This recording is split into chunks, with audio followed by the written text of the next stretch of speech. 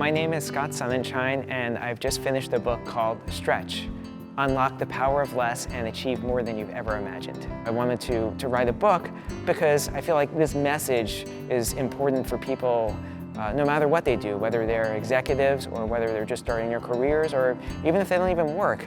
Are there ways that we can build more prosperous organizations, find more rewarding careers, and even live more meaningful lives with what's already in hand? This book is about how we think about resources. One way, which I call chasing, involves our first instinct is acquiring resources. We focus all of our energies and all of our efforts on trying to get more because we think we need more to be able to do more. But there's a very different way of thinking about resources, and that's what I call stretching, and that's what the book is about.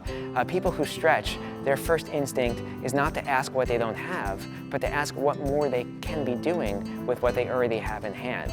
So stretchers are resourceful people, they're resourceful organizations that take whatever around them and make the most out of it.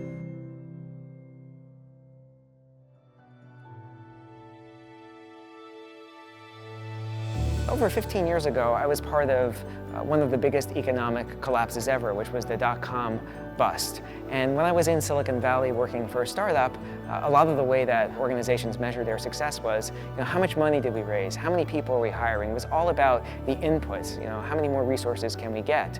And we know what the history was like. That didn't turn out very well. When the blank checks stopped coming, a lot of organizations started collapsing. And that really got me curious because Silicon Valley is so full of innovation, hardworking, really smart people. Why couldn't people adapt?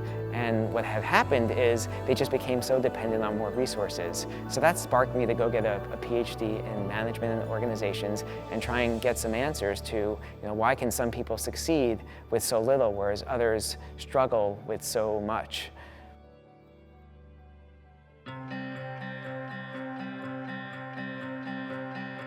What I've seen in not just my research, but in my teaching and in my life is that these ideas have a dramatic impact on people's outcomes and how they end up feeling. Because we're so conditioned as people to think that we need more resources to do more. And it's actually quite the opposite. That what a lot of the research shows is that when you impose constraints on people, they can become much more resourceful and end up with better results. But then there's also a real human side to this, that you can also feel better by getting off of that chase and recognizing that you actually have everything that you need to succeed. It's about how you think about those things differently.